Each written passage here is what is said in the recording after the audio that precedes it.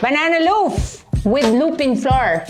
Game. Okay, we start with our ingredients. Coconut flour, psyllium husk, lupin flour, stevia blend or stevia erythritol, baking powder, and pink salt.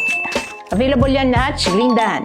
Okay, so madali lang to ha. Kailangan lang natin paghalu-haluin yung dry ingredients. Unahin natin yan.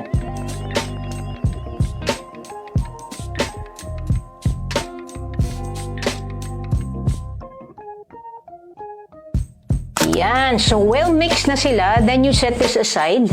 Doon naman tayo sa wet. 4 eggs.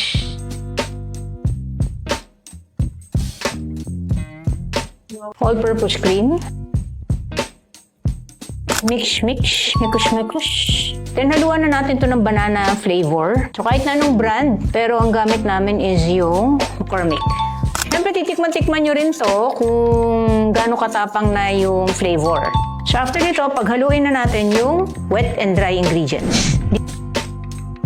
Tapos, gradual yung hot water. Kailangan natin ng hot water. At this point, gagamitan na natin siya ng hand mixer. So, wala na siya mga lumps, no? So, what we'll do is to let it rest for at least 30 minutes. But the longer the resting time is, the better.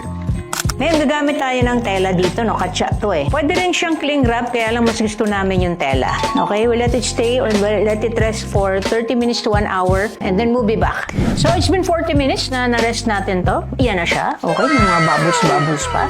Time to transfer this to our loaf pan. So, ganito kaliit yung loaf pan natin. Hindi ko alam kung anong size to. Pero, just enough for 2 loaf breads to, ha? So, ito, ayan. Hatiin natin yan. Yan lang yan. Dali lang yan. Walang special skill. Okay, so dalawa yung nagawa natin. Siyempre, bebake natin to at 190 degrees. Mga 55 minutes to 1 hour. And then we'll be back with the finished product. Okay, so ito na yung na-bake natin na dalawang loaves. Try natin i-cut na para makita nyo talaga yung texture. Siyempre, may parchment pa yun sa baba. So, sa ilalim pala. So, kailangan natin yan tanggalin. Okay.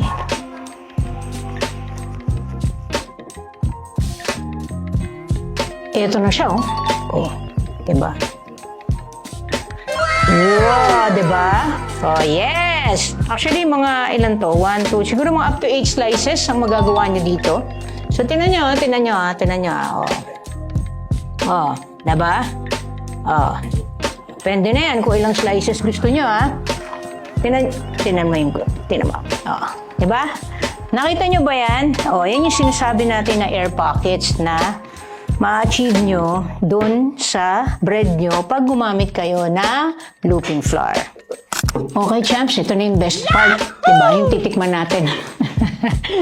Pero syempre, kung bread to, sabi ko nga, masarap dito palaman. Eh, kakalabas lang natin ito ng choco peanut butter. Ha?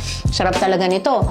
Legit na legit ang pagka-chocolate nito kasi tablea yung ginamit natin. And syempre, with MCT oil din. So, ito yung palaman natin, na. Patay. Ito na naman yung dulo na naman yung kukunin natin. O, tinan nyo, o. Diba? Yan yung sinasabi ko yung mga air pockets dyan. Sige natin yan. Yan. Bahala na kung magka-pimples tayo after nito. Basta masarap. Uy.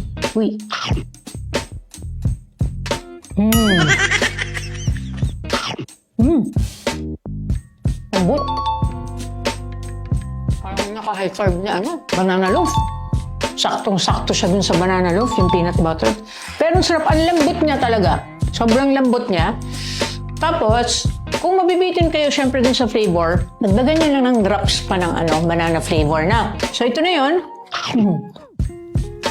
Can't stop. Ang sarap talaga. Legit. Ang dali-dali lang itong gawin nyo na.